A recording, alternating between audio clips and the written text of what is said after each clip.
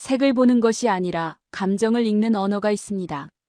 2023년 영국 킹스칼리지 언어심리학 연구팀은 42개국 언어의 색채 표현을 분석한 뒤 경악에 가까운 논문을 발표했습니다. 한국어 화자는 색을 인지할 때 시각 정보보다 감정 반응이 먼저 활성화된다. 영어로 빨간색은 레드입니다. 프랑스어로는 루지, 독일어로는 라트. 그런데 한국어에서는요. 홍조, 핏기, 혈색, 불그락, 푸르락. 단순한 색이 아니었습니다. 심장이 뛰는 소리였고 부끄러움의 온도였으며 분노의 파동이었습니다. 여러분은 홍조를 띠다를 영어로 어떻게 설명하시겠습니까? 세계 최고의 인공지능조차 이 표현 앞에서 손을 들었습니다.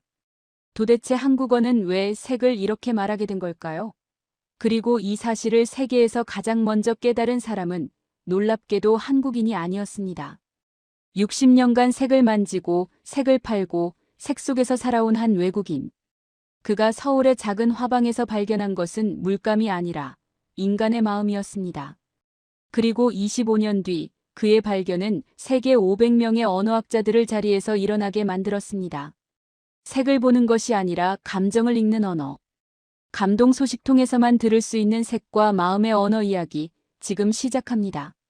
이야기 시작하기 전에 구독과 좋아요 눌러주시면 더 좋은 영상 제작에 큰 힘이 됩니다. 항상 시청해주셔서 감사합니다. 안녕하세요. 저는 리처드 헌터라고 합니다. 영국 버밍엄에서 태어나 평생을 색과 함께 살아온 사람입니다. 젊은 시절 저는 유럽 전역의 미술 재료상을 돌아다니며 안료를 연구했고 40이 넘어서는 아시아로 건너왔습니다. 일본 교토에서 5년, 중국 항저우에서 3년, 그리고 마지막으로 정착한 곳이 바로 대한민국 서울이었습니다. 서울 종로의 한 작은 화방. 저는 그곳에서 25년을 보냈습니다. 처음에는 1년만 머물 생각이었습니다. 그런데 떠날 수가 없었습니다. 왜냐고요? 이 나라 사람들은 색을 말할 때 제가 60년간 단 한 번도 들어보지 못한 방식으로 말했기 때문입니다. 사장님, 이 색은요, 첫사랑 느낌이에요. 이건 좀 속상한 색 같아요. 처음엔 무슨 말인지 몰랐습니다. 색에 무슨 첫사랑이 있고 속상함이 있단 말입니까? 색은 파장입니다. 수치입니다. 620나노미터면 빨강이고 450나노미터면 파랑입니다. 저는 그렇게 배웠습니다. 그런데 한국 사람들은 달랐습니다. 그들에게 색은 숫자가 아니었습니다. 색은 기억이었고 감정이었으며 때로는 아픔이었습니다. 저는 색을 파는 사람입니다. 하지만 고백하자면 저는 색을 숫자로 말하지 못하게 되었습니다. 한국에서 25년을 살고 나니 색이 다르게 보이기 시작했기 때문입니다. 오늘 저는 여러분께 제가 이 나라에서 발견한 것들을 말씀드리려 합니다. 한국어가 색을 어떻게 말하는지, 그리고 그것이 왜 세계 언어학자들을 놀라게 했는지. 이것은 단순한 언어 이야기가 아닙니다. 이것은 한국인의 마음을 읽는 이야기입니다. 서울에 처음 도착한 해는 1998년이었습니다. IMF 외환위기가 한창이던 시절, 거리에는 실직한 가장들이 넋을 잃고 앉아 있었고, 화방에 물감을 사러 오는 손님은 거의 없었습니다. 저는 종로 골목의 허름한 가게를 인수해 겨우 문을 열었지만, 첫 한 달 매출은 처참했습니다. 그때 한 할머니가 가게에 들어오셨습니다. 이르는 넘어 보이는 연세에 허리가 굽고 손에는 낡은 천보자기를 들고 계셨습니다. 할머니는 가게 안을 천천히 둘러보시더니 물감이 진열된 선반 앞에 한참을 서 계셨습니다. 저는 서툰 한국어로 여쭤봤습니다. 어떤 색을 찾으시냐고요? 할머니는 한참을 망설이시더니 제가 평생 잊지 못할 말씀을 하셨습니다. 우리 아들 얼굴색 같은 거 있어요? 저는 당황했습니다. 얼굴색이라니요? 살색을 말씀하시는 건가 싶어 베이지 계열 물감을 꺼내 보여드렸습니다. 하지만 할머니는 고개를 저으셨습니다. 할머니의 설명은 이러했습니다.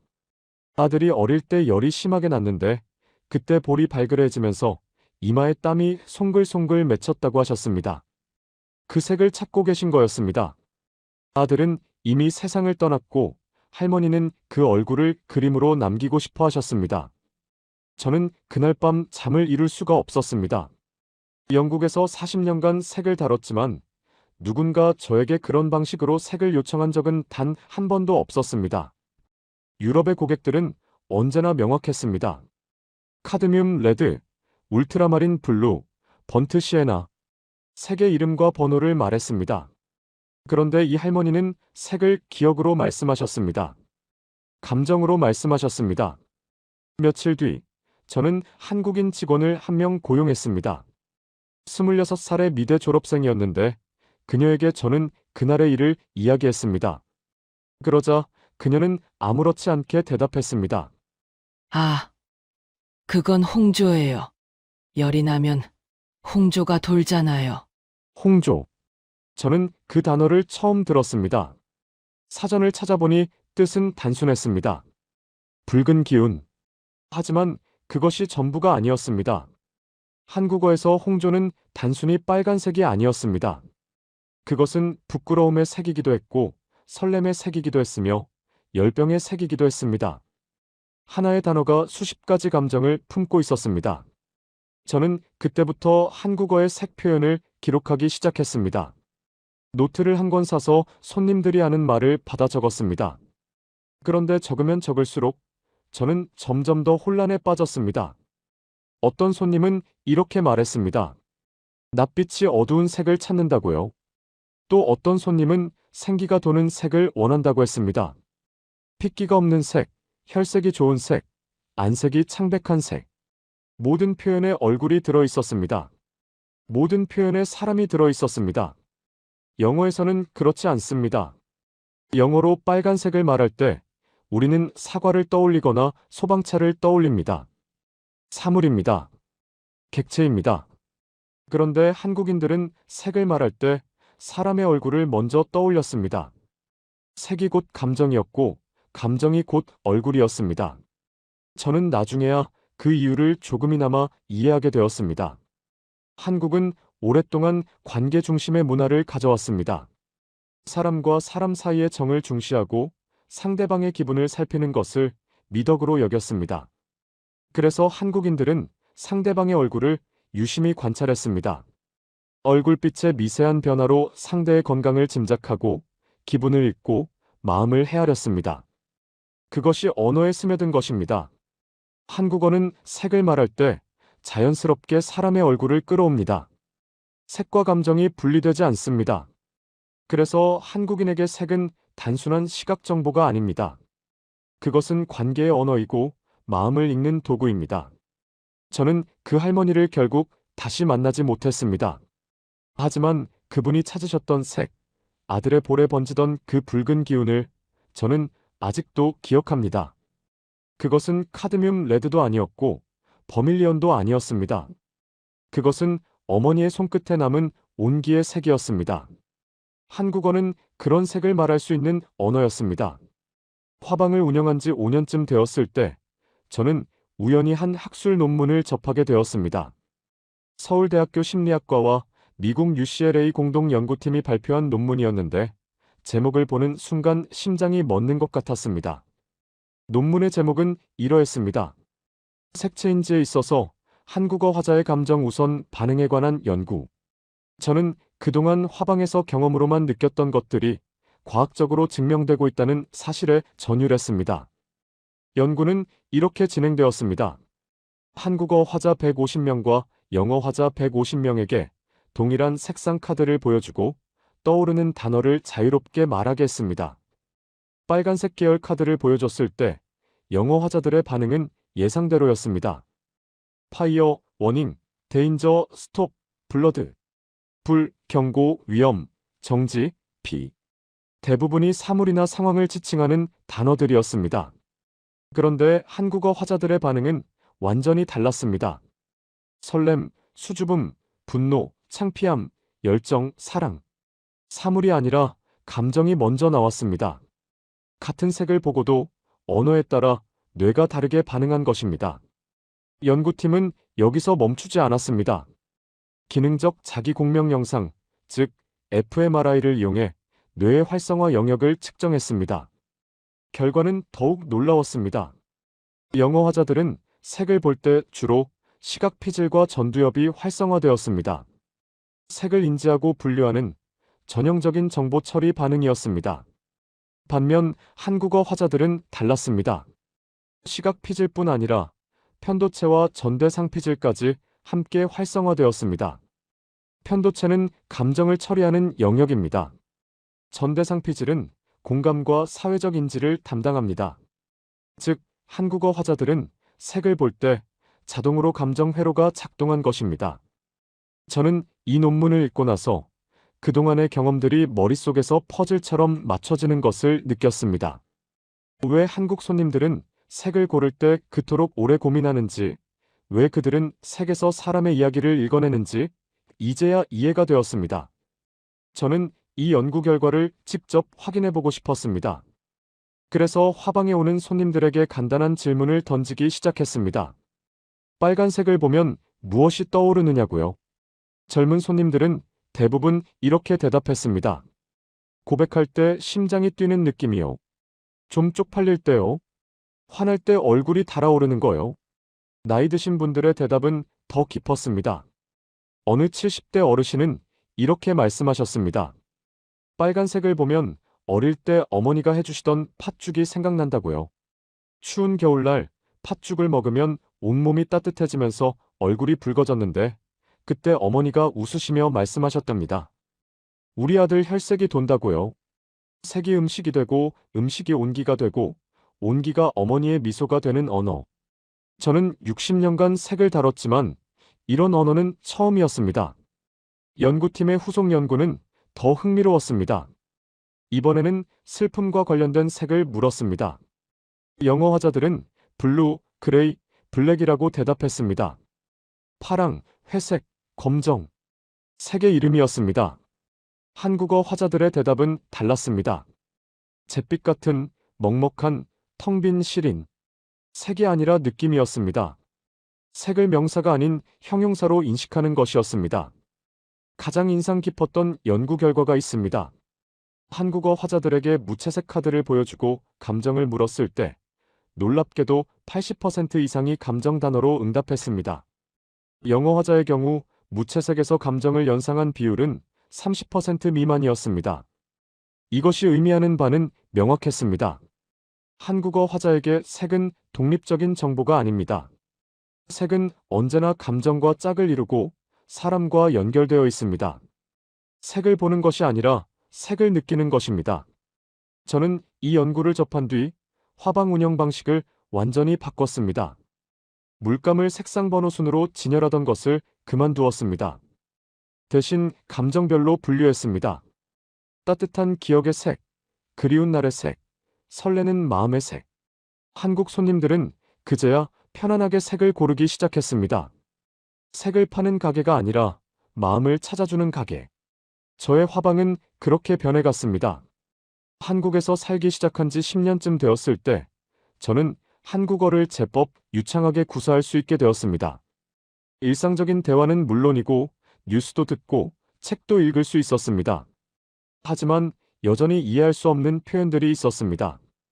그것은 바로 얼굴과 관련된 색채 표현들이었습니다. 낯빛, 안색, 얼굴빛, 기색, 혈색, 핏기, 생기. 이 단어들은 모두 얼굴의 색을 말하는 것 같으면서도 단순한 색이 아니었습니다. 저는 이 단어들을 제대로 이해하기 위해 한국어 선생님을 따로 모셨습니다. 70대의 퇴직 교사 선생님이셨는데 그분께서 해주신 설명은 제 언어관을 완전히 뒤흔들어 놓았습니다. 선생님께서는 칠판에 낯빛이라는 단어를 적으셨습니다. 그리고 말씀하셨습니다. 이 단어에는 세 가지 정보가 동시에 담겨 있다고요. 첫째는 색입니다. 얼굴의 물리적인 색깔. 둘째는 건강입니다. 그 사람이 아픈지 건강한지. 셋째는 감정입니다. 기쁜지 슬픈지, 화가 났는지 평온한지. 하나의 단어가 세 겹의 의미를 품고 있었습니다. 영어에는 이런 단어가 없습니다. 영어로 얼굴색을 말하려면 컴플렉션이라는 단어를 씁니다. 하지만 컴플렉션은 순수하게 피부의 색조만을 의미합니다. 거기에 감정은 없습니다. 건강 상태의 뉘앙스도 희미합니다. 만약 영어로 한국어의 낯빛을 표현하려면 여러 문장을 동원해야 합니다. 그의 얼굴색이 창백해 보인다. 아마 아픈 것 같다. 그리고 기분도 좋지 않아 보인다. 이렇게 길게 풀어야 합니다. 한국어는 그것을 단 2글자로 해냅니다. 저는 그때부터 한국어의 얼굴 관련 색채 표현을 본격적으로 수집하기 시작했습니다.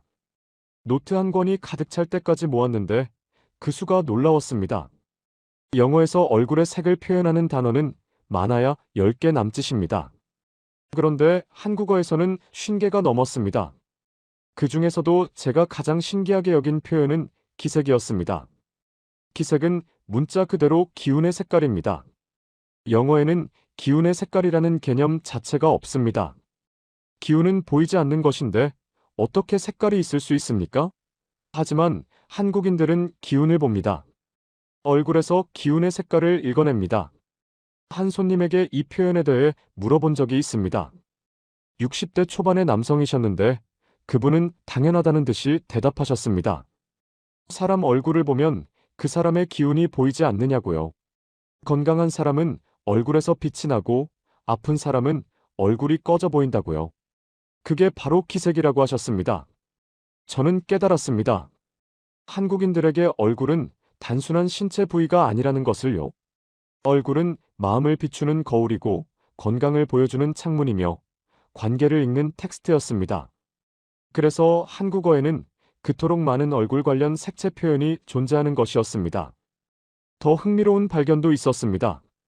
한국어의 얼굴 색채 표현들은 단순히 많은 것이 아니라 체계적으로 분화되어 있었습니다. 먼저 밝기에 따른 분화가 있었습니다. 환한 얼굴, 밝은 낯빛, 어두운 안색, 침침한 기색. 그 다음에는 온도에 따른 분화가 있었습니다. 달아오른 얼굴, 화끈거리는 볼, 싸늘한 낯빛, 차가운 기색. 또한 투명도에 따른 분화도 있었습니다. 맑은 얼굴, 탁한 안색, 흐린 낯빛. 이 모든 표현들이 감정 및 건강 상태와 정교하게 연결되어 있었습니다. 환한 얼굴은 기쁨을, 어두운 안색은 걱정을, 달아오른 얼굴은 부끄러움이나 흥분을, 싸늘한 낯빛은 분노나 충격을 의미했습니다. 저는 이것이 단순한 언어적 풍부함이 아니라는 것을 알게 되었습니다. 이것은 문화입니다. 수천 년간 서로의 얼굴을 살피며 마음을 읽어온 민족이 만들어낸 정교한 감정 측정 시스템이었습니다. 한국어는 얼굴을 통해 마음을 읽고 마음을 통해 관계를 맺는 언어였습니다. 색은 그 과정의 핵심 도구였습니다. 색을 말하는 것이 곧 마음을 말하는 것이었고 얼굴을 보는 것이 곧 영혼을 보는 것이었습니다. 세계 어느 언어에서 색이 이토록 인간적일 수 있을까요? 저는 한국어 앞에서 겸손해질 수밖에 없었습니다. 2020년대에 들어서면서 세상은 인공지능의 시대로 접어들었습니다. 번역 기술은 놀라운 속도로 발전했고 이제는 버튼 하나로 수십 개 언어를 실시간으로 번역할 수 있게 되었습니다. 저도 화방에서 외국인 손님을 응대할 때 종종 번역 앱을 사용했습니다. 그런데 이상한 일이 생겼습니다. 한국어의 색채 표현을 번역할 때마다 인공지능이 이상한 결과를 내놓았습니다. 정확하지 않거나 의미가 완전히 달라지거나 아예 번역을 포기하는 경우도 있었습니다. 가장 대표적인 것이 홍조였습니다. 저는 호기심에 여러 번역기에 홍조를 띠다라는 문장을 입력해 보았습니다. 구글 번역기는 레드스테인이라고 번역했습니다. 빨간 얼룩이라는 뜻입니다. 팝하고는 블러시라고 번역했습니다. 볼에 바르는 화장품 같은 느낌이었습니다. 챗GPT에게 물어보니 to have a blush이라고 대답했습니다. 얼굴이 붉어지다라는 의미인데 원래 문장이 가진 정서적 깊이는 완전히 사라져 있었습니다. 저는 더 실험해 보았습니다. 홍조가 번지다, 홍조가 어리다, 홍조가 감돌다. 이 세 표현은 모두 얼굴이 붉어지는 것을 말하지만 한국어 화자라면 미묘한 차이를 느낄 수 있습니다. 홍조가 번지다는 점점 퍼져나가는 느낌입니다. 홍조가 어리다는 은은하게 배어있는 느낌입니다. 홍조가 감돌다는 스쳐 지나가는 듯한 느낌입니다. 하지만 번역기는 이 세 표현을 모두 동일하게 번역했습니다. 블러싱, 얼굴이 붉어지다. 뉘앙스의 차이는 완전히 증발해버렸습니다. 저는 인공지능 전문가에게 이 현상에 대해 물어보았습니다. 서울대학교 컴퓨터공학과 교수님이셨는데 그분의 설명은 이러했습니다. 현재의 번역 인공지능은 통계적 패턴 매칭을 기반으로 작동합니다. 수억 개의 번역 사례를 학습해서 특정 단어가 다른 언어에서 어떤 단어로 대응되는지를 확률적으로 계산합니다. 문제는 한국어의 감정 기반 색채 표현이 영어의 1:1 대응어가 없다는 것입니다. 학습 데이터 자체가 부족합니다. 설령 있다 해도 감정의 결은 숫자로 학습할 수 없습니다. 교수님은 한 가지 흥미로운 사실을 알려주셨습니다. 구글의 자연어 처리팀이 한국어 색채 표현을 분석한 적이 있었다고 합니다. 그들의 결론은 충격적이었습니다. 한국어의 색채 표현 중 상당수는 단일 감정이 아닌 복합 감정을 내포하고 있으며 이를 정확히 번역하기 위해서는 문맥뿐 아니라 화자의 심리 상태까지 파악해야 한다는 것이었습니다. 다시 말해, 인공지능이 한국어의 색채 표현을 제대로 번역하려면 인간의 마음을 이해해야 한다는 것입니다. 하지만 현재 기술로는 그것이 불가능합니다. 그래서 번역기는 포기합니다. 가장 가까운 단어를 골라서 내놓지만 그것은 껍데기일 뿐입니다. 속에 담긴 감정은 번역되지 않습니다. 저는 이 사실이 오히려 감동적으로 느껴졌습니다. 인류가 만들어낸 가장 정교한 기술조차 번역하지 못하는 것이 있다는 것. 그것이 바로 한국어의 색채 표현이라는 것. 이것은 한국어가 얼마나 깊은 감정의 언어인지를 역설적으로 증명하는 것이었습니다. 요즘 젊은이들은 인공지능이 모든 것을 대체할 것이라고 말합니다. 하지만 저는 그렇게 생각하지 않습니다. 적어도 한국어의 색채 표현만큼은 인공지능이 대체할 수 없습니다. 왜냐하면 그것은 단어가 아니라 마음이기 때문입니다. 기계는 단어를 번역할 수 있지만 마음을 번역할 수는 없습니다. 홍조를 띤 얼굴. 그것은 단순히 빨개진 얼굴이 아닙니다. 그것은 설레는 마음입니다. 부끄러운 마음입니다. 누군가를 처음 만났을 때의 떨림입니다. 그것을 어떻게 숫자와 알고리즘으로 표현할 수 있겠습니까? 한국어는 인공지능조차 고개를 숙이게 만드는 언어입니다. 그리고 저는 그 언어의 땅에서 25년을 살았습니다. 참으로 행운이라고 생각합니다. 한국에서 15년쯤 살았을 때 저는 한 가지 이상한 패턴을 발견했습니다.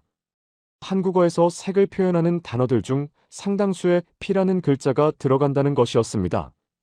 핏기, 혈색, 혈안, 핏빛, 피어나다. 처음에는 우연이라고 생각했습니다. 하지만 조사해 볼수록 이것이 우연이 아니라는 것을 깨달았습니다. 한국어는 의도적으로 색과 피를 연결시키고 있었습니다. 그리고 이런 언어는 세계적으로 매우 드물었습니다. 영어에서 피와 관련된 색채 표현을 찾아보았습니다. 블러드 레드, 블러디 정도가 전부였습니다. 그리고 이 표현들은 대부분 부정적인 의미로 사용됩니다. 피는 곧 폭력이고 상처이며 죽음입니다. 서양 문화에서 피는 두려움의 대상입니다. 그런데 한국어에서는 달랐습니다. 핏기가 돈다는 표현은 건강하다는 뜻입니다. 혈색이 좋다는 것은 생기가 넘친다는 의미입니다. 피가 긍정적인 생명력의 상징으로 사용되고 있었습니다. 저는 이 현상에 대해 더 깊이 알고 싶어서 한의학을 공부하는 분을 찾아갔습니다. 경희대학교 한의과대학 교수님이셨는데 그분의 설명은 제 눈을 뜨게 해주었습니다. 한의학에서 피는 단순한 체액이 아닙니다. 피는 기와 함께 생명 에너지의 핵심입니다. 피가 잘 돌면 건강하고 피가 막히면 병이 됩니다. 얼굴에 핏기가 도는 것은 기혈이 원활하게 순환하고 있다는 증거입니다. 그래서 한국인들은 얼굴의 핏기를 보고 그 사람의 건강 상태를 판단해 왔습니다. 이 관점에서 보면 한국어의 피 관련 색채 표현들은 단순한 언어 습관이 아니었습니다. 그것은 수천 년간 이어져 온 한의학적 세계관의 반영이었습니다. 피는 생명이고 피의 색은 생명의 상태를 보여주는 지표였습니다. 더 흥미로운 발견도 있었습니다. 한국어에는 피가 얼굴에 나타나는 방식을 세밀하게 구분하는 표현들이 있었습니다. 핏기가 오르다, 이것은 감정이 격해질 때 피가 위로 치솟는 느낌입니다. 분노하거나 흥분했을 때 사용합니다. 핏기가 돌다. 이것은 혈액순환이 원활해지면서 안색이 좋아지는 것입니다. 건강하거나 활력이 생겼을 때 씁니다. 핏기가 가시다. 이것은 놀라거나 충격을 받아서 얼굴이 창백해지는 것입니다. 두려움이나 공포를 표현할 때 사용합니다. 오르다, 돌다, 가시다. 피의 움직임을 동사로 표현하고 그 움직임에 따라 감정 상태를 읽어내는 것입니다. 이런 정교한 구분은 영어에 존재하지 않습니다. 저는 옥스퍼드 대학의 언어학 교수에게 이 현상에 대해 편지를 쓴 적이 있습니다. 그분은 답장에서 이렇게 말씀하셨습니다. 대부분의 인도 유럽어에서 피는 신체 내부의 것으로 인식되며 외부로 드러나는 것은 비정상적인 상태를 의미한다고요. 하지만 한국어에서는 피가 얼굴에 드러나는 것이 정상이고 오히려 드러나지 않는 것이 문제라고 인식한다고 분석해 주셨습니다. 이 차이는 생각보다 근본적이었습니다. 서양에서 피는 숨겨야 할 것입니다. 피가 보이면 다쳤다는 뜻이니까요. 하지만 한국에서 피는 보여야 할 것입니다. 피가 보이지 않으면 아프다는 뜻이니까요. 같은 피를 두고도 완전히 반대되는 인식. 저는 이것이 동양과 서양의 근본적인 생명관 차이라고 생각합니다. 꽃이 피다라는 표현도 같은 맥락입니다. 한국어에서 피다라는 동사는 꽃이 피어나는 것에도 쓰이고 얼굴에 혈색이 도는 것에도 쓰입니다. 얼굴이 피었다고 하면 생기가 돈다는 뜻입니다. 꽃이 피는 것과 얼굴에 핏기가 도는 것이 같은 동사로 표현됩니다. 이것은 우연이 아닙니다. 한국인들에게 피는 생명의 꽃이었습니다. 꽃이 피듯이 핏기도 피어나는 것이었습니다. 저는 화방에서 빨간 계열 물감을 팔 때마다 이 사실을 떠올립니다. 한국인에게 빨간색은 단순한 색이 아닙니다. 그것은 피이고 생명이며 건강이고 감정입니다. 색 하나에 이토록 많은 의미가 담긴 언어를 저는 본 적이 없습니다. 한국에서 20년 가까이 살면서 저는 한국 문학에도 관심을 갖게 되었습니다. 특히 시에 매료되었습니다. 한국 시인들은 색을 사용하는 방식이 서양 시인들과 완전히 달랐기 때문입니다. 서양 시에서 색은 대부분 묘사의 도구입니다. 장미는 빨갛고 하늘은 파랗고 눈은 하얗습니다. 색은 사물의 외양을 설명합니다. 하지만 한국 시에서 색은 감정 그 자체였습니다. 사물을 묘사하는 것이 아니라 마음을 그리는 붓이었습니다. 제가 가장 감동받은 시 구절이 있습니다. 어느 한국 시인이 이렇게 썼습니다. 그리움은 담청색이었다. 저는 이 문장 앞에서 한참을 멈춰 섰습니다. 그리움에 색이 있다니요? 그것도 담청색이라니요? 담청색. 맑고 연한 푸른색입니다. 저는 그 색을 화방에서 찾아보았습니다. 세룰리안 블루와 화이트를 섞으면 비슷한 색이 나왔습니다. 그런데 물감을 섞으면서 저는 이상하게도 그리운 기분이 들었습니다. 색이 감정을 불러일으킨 것입니다. 한국 시인들은 감정마다 고유한 색을 부여했습니다. 슬픔은 잿빛이었고 기쁨은 다홍색이었습니다. 외로움은 청회색이었고 설렘은 연분홍이었습니다. 감정을 색으로, 색을 감정으로 자유롭게 교차 번역하는 언어. 저는 그것이 한국어만의 특별한 능력이라고 생각합니다. 영문학에서도 색과 감정을 연결하는 시도가 있습니다. 블루라는 단어가 우울함을 뜻하는 것처럼요. 하지만 그것은 관용적 표현에 가깝습니다. 한국 시에서의 색채 감정 표현은 차원이 다릅니다. 시인이 스스로 감정의 색을 창조하고 독자는 그것을 자연스럽게 받아들입니다. 저는 이 현상이 궁금해서 한국문학 전공 교수님을 찾아뵌 적이 있습니다. 이화여대 국문학과 교수님이셨는데 그분께서 해주신 설명이 인상적이었습니다. 한국 전통 미학에서는 색즉 시공이라는 개념이 있다고 하셨습니다. 색이 곧 비어있음이라는 불교적 개념인데 이것이 한국인의 색채 인식에 영향을 미쳤다고 합니다. 색은 고정된 실체가 아니라 마음에 따라 달라지는 것이라는 인식입니다. 그래서 한국인들은 색을 객관적 정보가 아닌 주관적 감정으로 받아들이는 경향이 있다고 하셨습니다. 또한 한국의 전통 회화에서도 이런 특징이 나타난다고 하셨습니다. 서양화가 사물을 있는 그대로 묘사하려 한다면 동양화는 화가의 마음을 그린다고 합니다.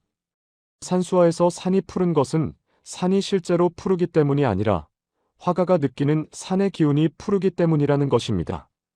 이런 미학적 전통 위에서 한국 시인들은 자유롭게 감정의 색을 칠했습니다. 저는 한국 시를 읽으면서 제가 60년간 다뤄온 물감이 새롭게 보이기 시작했습니다. 물감은 그냥 화학 안료가 아니었습니다. 그것은 감정을 담는 그릇이었습니다. 빨간 물감에는 설렘이, 파란 물감에는 그리움이, 회색 물감에는 슬픔이 담겨 있었습니다. 화방에 시집을 한 권 가져다 놓았습니다. 손님들이 색을 고르기 어려워하면 저는 시를 읽어드렸습니다. 당신이 그리고 싶은 감정은 무엇이냐고 물었습니다.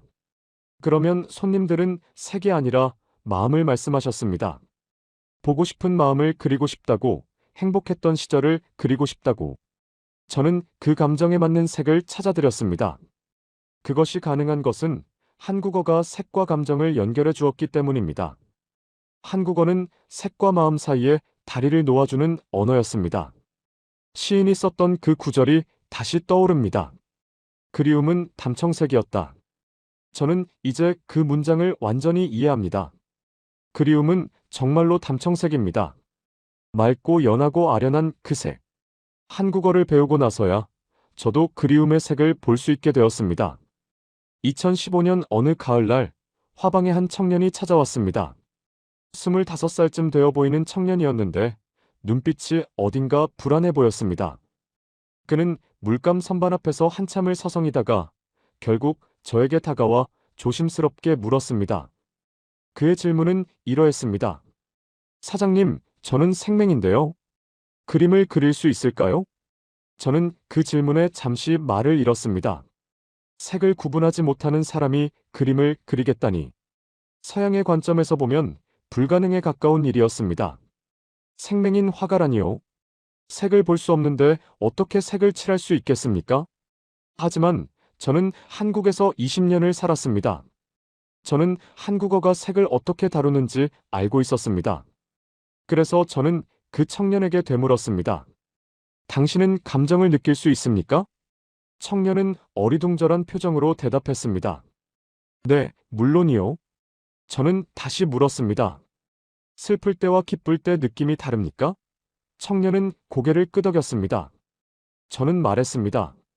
그러면 당신은 그림을 그릴 수 있습니다. 저는 청년에게 한국어의 색채 표현에 대해 설명해 주었습니다. 한국에서 색은 파장이 아니라 감정이라고요. 당신이 색을 구분하지 못해도 감정을 구분할 수 있다면 그것으로 충분하다고요. 저는 청년에게 물감을 고르는 새로운 방법을 알려주었습니다. 색의 이름으로 고르지 말고 느낌으로 고르라고 했습니다. 이 물감을 만지면 어떤 기분이 드느냐고 물었습니다. 청년은 천천히 물감 튜브를 만져보더니 이건 따뜻한 느낌이 난다고 대답했습니다. 저는 그것이 주황색 계열이라고 알려주었습니다. 그렇게 2시간 동안 저와 청년은 물감을 하나씩 만져가며 감정을 분류했습니다. 차가운 느낌의 물감, 무거운 느낌의 물감, 부드러운 느낌의 물감, 날카로운 느낌의 물감. 색의 이름 대신 감정의 이름을 붙였습니다. 청년은 그날 이후 매주 화방에 들렀습니다. 처음에는 단순한 도형만 그렸지만 점점 복잡한 그림을 그리기 시작했습니다. 놀라운 것은 그의 그림이 생맹의 그림처럼 보이지 않는다는 것이었습니다. 색의 조화가 어색하지 않았습니다. 오히려 감정의 흐름이 자연스럽게 느껴졌습니다. 1년 후 청년은 작은 전시회를 열었습니다. 저도 초대받아 갔습니다. 전시장에는 그의 그림 15점이 걸려 있었습니다. 관람객들은 그림 앞에서 발걸음을 멈추고 한참을 바라보았습니다. 전시회 안내문에는 이렇게 적혀 있었습니다. 나는 빨간색과 초록색을 구분하지 못합니다. 하지만 설렘과 평온함은 구분할 수 있습니다. 나는 색을 보지 못하지만 마음은 볼 수 있습니다. 이 전시회는 색이 아닌 감정으로 그린 그림들입니다. 저는 그 안내문을 읽으며 눈시울이 붉어졌습니다. 이것이 바로 한국어가 가르쳐준 색의 본질이었습니다. 색은 눈으로 보는 것이 아니라 마음으로 느끼는 것입니다. 생명이어도 감정을 느낄 수 있다면 색을 그릴 수 있습니다. 청년은 지금 소규모 미술 학원을 운영하고 있습니다. 그의 학원에는 특별한 학생들이 찾아옵니다. 시각장애가 있는 분들, 색을 구분하기 어려운 분들, 그리고 감정 표현에 어려움을 겪는 분들. 청년은 그들에게 색을 가르치지 않습니다. 감정을 가르칩니다. 그리고 그 감정을 캠퍼스에 옮기는 방법을 알려줍니다. 저는 가끔 그 학원에 물감을 배달하러 갑니다. 학생들이 그림을 그리는 모습을 보면 저는 한국어에 감사하게 됩니다. 이 언어가 색을 감정으로 정의하지 않았다면 이 모든 것이 가능했을까요? 색은 눈이 아니라 마음에 있습니다. 한국어는 처음부터 그것을 알고 있었습니다. 저는 그 진리를 한 생맹 청년에게서 배웠습니다. 2022년 봄, 저는 뜻밖의 연락을 받았습니다. 영국 왕립 언어학회에서 온 초청장이었습니다. 세계 각국의 언어학자들이 모이는 학술대회에서 한국어의 색채 표현에 대해 발표해 달라는 요청이었습니다. 저는 언어학자가 아닙니다. 그저 평생을 물감을 판 사람일 뿐입니다. 하지만 학회 측은 말했습니다. 당신처럼 오랫동안 현장에서 한국어의 색채 표현을 관찰한 사람은 없다고요. 학문적 연구보다 살아있는 경험이 더 가치 있을 수 있다고요. 저는 고민 끝에 수락했습니다. 그리고 서울에서 런던으로 날아갔습니다. 25년 만에 귀국이었습니다. 학술대회장은 옥스퍼드 대학 강당이었습니다. 500명이 넘는 언어학자들이 모여 있었습니다. 미국, 프랑스, 독일, 일본, 중국, 세계 각국에서 온 석학들이었습니다. 저는 그들 앞에 서서 발표를 시작했습니다.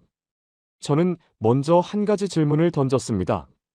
여러분은 빨간색을 보면 무엇이 떠오릅니까? 청중들은 저마다 대답했습니다. 사과, 불, 피, 정지 신호, 위험 표지판. 모두 사물이었습니다. 객체였습니다. 저는 화면에 같은 질문을 한국어로 보여주었습니다. 그리고 한국인들의 대답을 나열했습니다. 설렘, 부끄러움, 분노, 열정, 사랑. 사물이 아니라 감정이었습니다. 강당이 술렁였습니다. 저는 계속했습니다. 25년간 서울에서 화방을 운영하면서 수만 명의 손님을 만났습니다. 그들은 색을 고를 때 절대로 색의 이름을 먼저 말하지 않았습니다. 대신 감정을 말했습니다. 보고 싶은 마음의 색, 그리운 날의 색, 가슴 뛰는 순간의 색.